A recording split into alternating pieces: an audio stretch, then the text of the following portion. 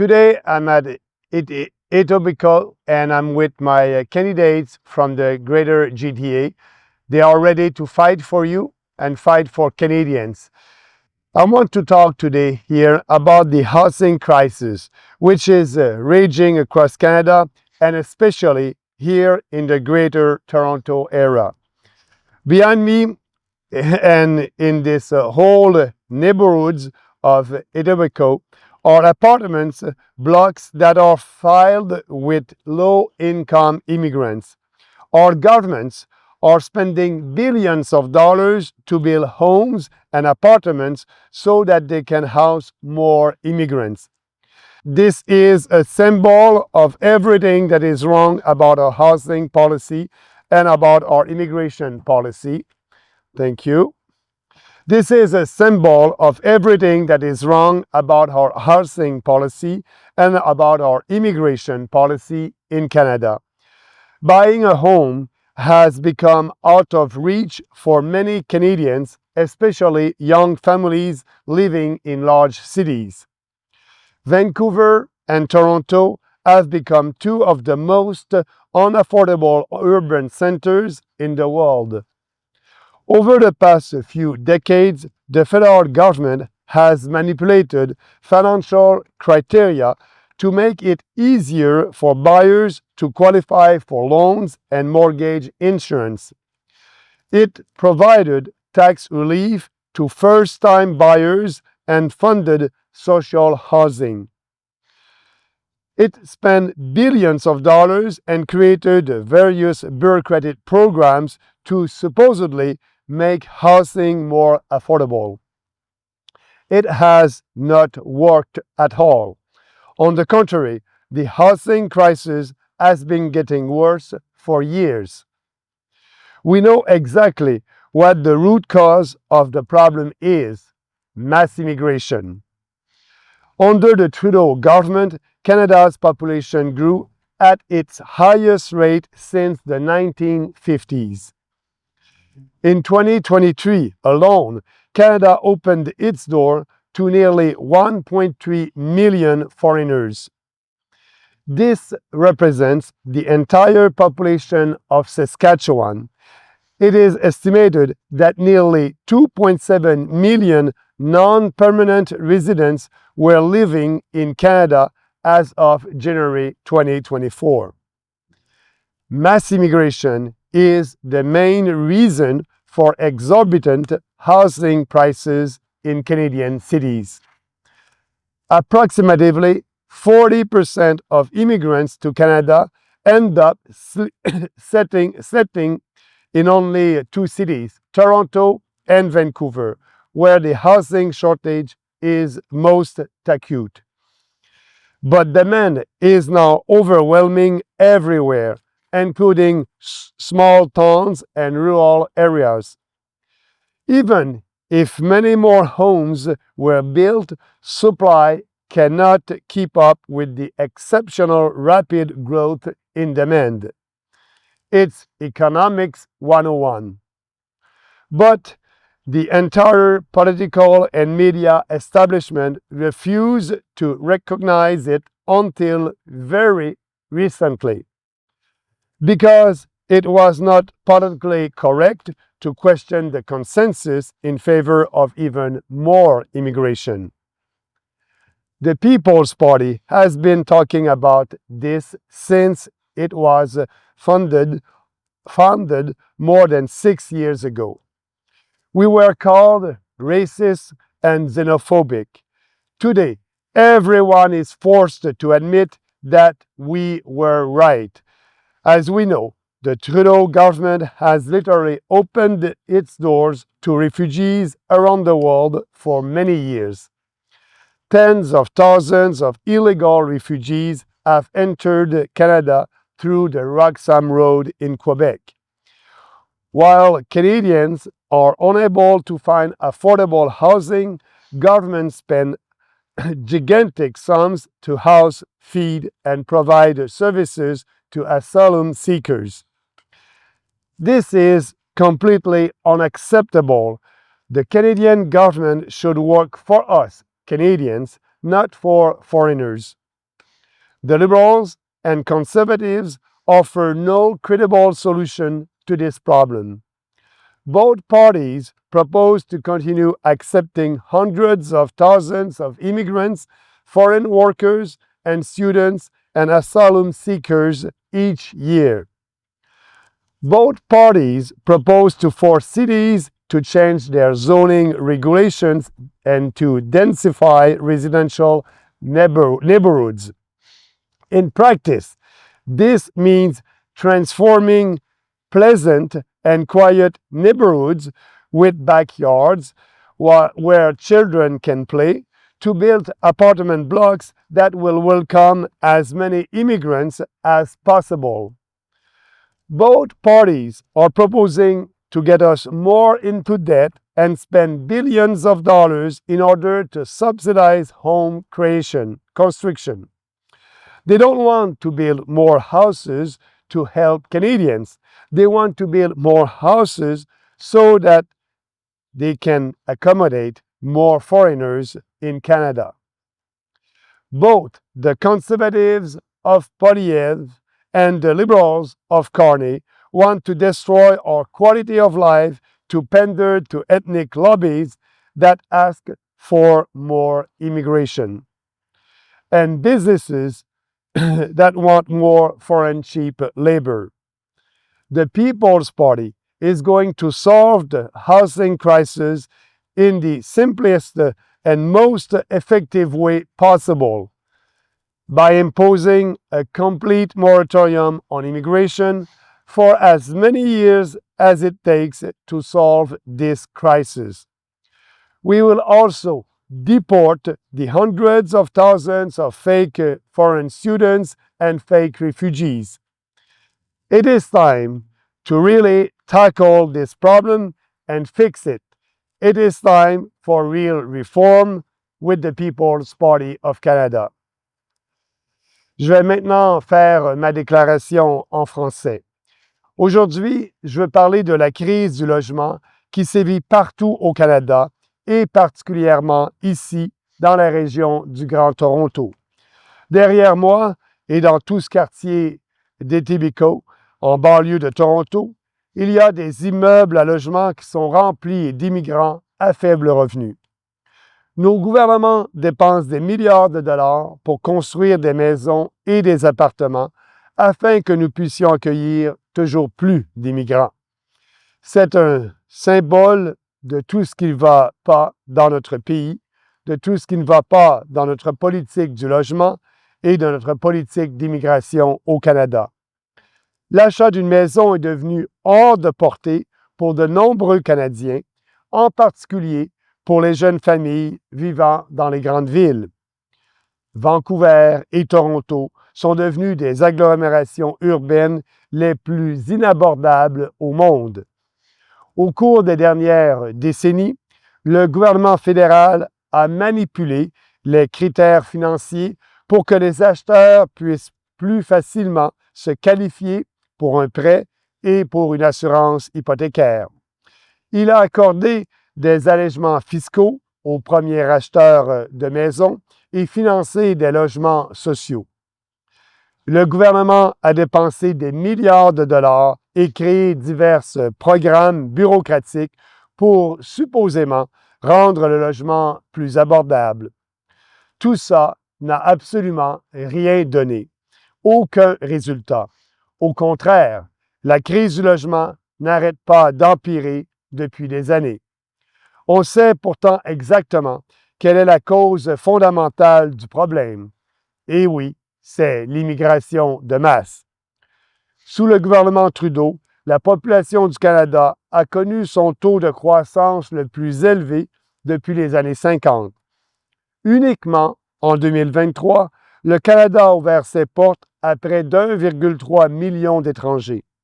Ça représente la totalité de la population de la Saskatchewan et on estime que près de 2,7 millions de résidents non permanents vivaient au Canada en janvier 2024. L'immigration de masse est la principale raison des prix exorbitants du logement dans les villes canadiennes. Environ 40% des immigrants au Canada finissent par s'établir dans seulement 2 villes, Toronto et Vancouver, où la pénurie de logements est le plus aiguë. Mais la demande déborde maintenant partout, y compris dans les petites villes et villages à travers le pays. Mais si on construit beaucoup plus de maisons, l'offre ne peut pas suivre la croissance exceptionnelle et rapide de la demande. C'est l'économie 101. Mais tout l'establishment politique et médiatique a refusé de reconnaître jusqu'à récemment ce problème. C'est un problème de demande, ce n'est pas un problème d'offre de maison. Parce que tout cela n'était pas politiquement correct de remettre en question le consensus en faveur de toujours plus d'immigration. Le Parti populaire est le seul qui parle de cela, et ce, depuis sa fondation, il y a plus de 6 ans. On nous a traités à ce moment-là de racistes et de xénophobes. Aujourd'hui, tout le monde est forcé d'admettre que nous avions raison. On le sait, le gouvernement Trudeau a littéralement ouvert les portes aux réfugiés du monde entier pendant des années. Des dizaines de milliers de réfugiés illégaux sont entrés au Canada par le chemin Roxham au Québec. Pendant que les Canadiens sont incapables de trouver des logements abordables, les gouvernements dépensent des montants astronomiques pour loger, nourrir et offrir des services aux demandeurs d'asile. C'est complètement inacceptable. Le gouvernement canadien devrait travailler pour nous, les Canadiens, pas pour les étrangers. Les libéraux et les conservateurs n'offrent aucune solution crédible et réelle pour régler le problème. Les deux partis proposent de continuer à accepter des centaines de milliers d'immigrants, des travailleurs et d'étudiants étrangers et des demandeurs d'asile chaque année. Les deux partis proposent de forcer les villes à changer leur règlement de zonage pour densifier les quartiers résidentiels. Concrètement, ça veut dire transformer des quartiers agréables et tranquilles avec des cours arrière où les enfants peuvent jouer pour construire à la place des immeubles à logement qui accueillent le plus d'immigrants possible. Les deux partis proposent de nous endetter davantage à coût de milliards de dollars pour subventionner la construction de maisons. Ils ne veulent pas construire plus de maisons pour aider les Canadiens. Ils veulent construire plus de maisons pour faire en sorte de pouvoir accueillir encore plus d'étrangers au Canada. Autant les conservateurs de Poilievre que les libéraux de Carney veulent détruire notre qualité de vie pour plaire aux lobbies ethniques qui demandent toujours plus d'immigration, et plaire aussi aux lobbies du monde des affaires qui veulent avoir de la main-d'œuvre bon marché. Le Parti populaire va régler la crise du logement de la façon la plus simple et la plus efficace possible, en imposant un moratoire complet sur l'immigration pendant autant d'années que ce sera nécessaire pour régler cette crise. Nous allons aussi déporter des centaines de milliers d'étudiants étrangers et de faux réfugiés. C'est le temps de s'attaquer pour vrai à ce problème et le régler une bonne fois pour toutes. C'est le temps des vraies réformes avec le Parti populaire du Canada. Merci. Now I'm ready to take some questions. First, the question here. If you want to ask your questions, or go ahead. Yeah. Yeah. First, I'd like to congratulate you on having the unwavering support of our country's best scientists, our best doctors, our best researchers. They love you. They support you. The question I have is, the National Citizens Inquiry is being hid from the Canadian public. Nobody knows about it. The current politicians run and hide from the National Citizens Inquiry. Is there any plan on pursuing or looking at that information? Yes, the question is about the National Inquiry, the one that the civil the population did just after the history of COVID-19. What is the position of the People's Party in that regarding that? Our position is to have a real inquiry, a parliamentary commission that will look at everything that happened during the COVID-19 hysteria. We want to have witnesses that will come. We want to have experts and doctors, and just to be sure that Canadians will remember what happened to us during COVID-19 was unconstitutional with these draconian measures. That was also, they told us that the vaccine, the so-called vaccine, was safe and effective. It was not safe and effective. So we must do that just to remember everything that happened during that time, and also for these people to be responsible of their actions. Thank you. Another question? Yes, I have a question. My name is Shirdal Khan. I'm from Muslim Network TV. People living in a Greater Toronto area are concerned about things happening on the foreign policies front. So I want to ask you, what's People's Party of Canada's position on Gaza, Ukraine, all the things happening away from our border? So how do you going to tackle those issues? So the question is about our foreign policy and the war in Ukraine and what is happening in the Middle East. So first, for our foreign policy, our foreign policy must be based on the security of national security of Canadians. So the war in Ukraine, we were and we are still the only national political party that said at that time that that's not our war. We must not participate in that war in Ukraine. And Ukraine, as you know, is a corrupt country. It's sad that the Canadian government did spend more than $20 billion and giving that to Ukraine. As you know, we need to help Canadians first. That's our position. So we are for peace and prosperity. And our goal, I hope that President Trump will be able to have a peace deal with Ukraine and Russia. Concerning the situation in Middle East, as I said, I'm not pro-Palestine, I'm not pro-Israel, I'm pro-Canada. And actually, we don't have any influence over there. So that's not in our national interest to participate in that conflict or other conflicts.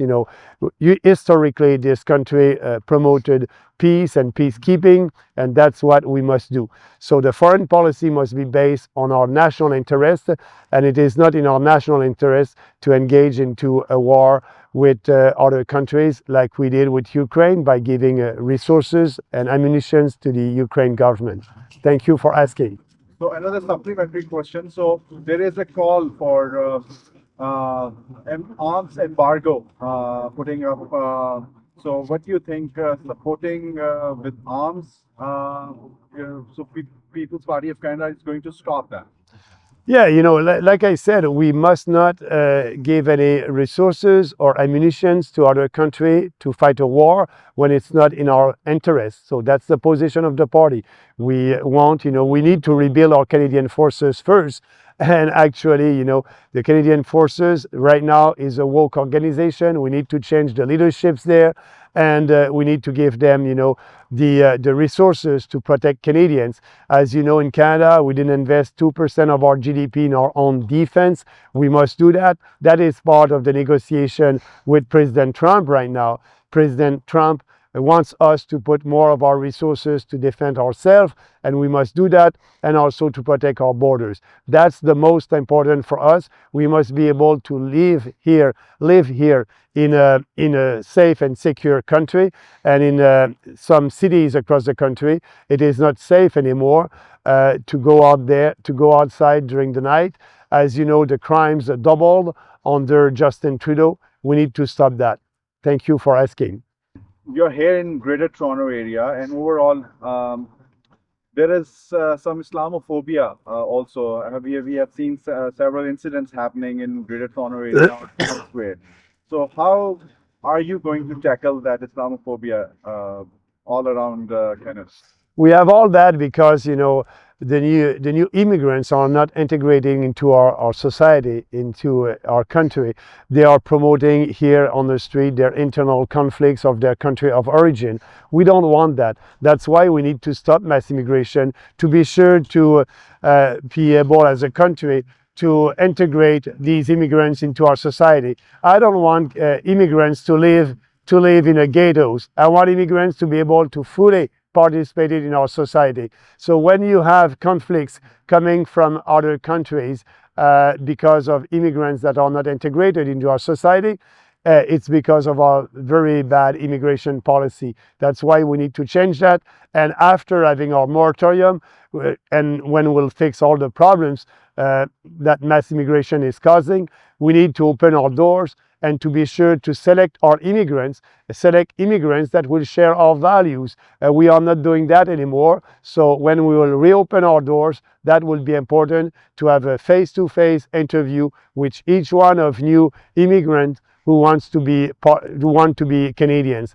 And we did that in the past, and now under Trudeau in the last couple of years, that was not the case anymore. Our doors were opened to everybody.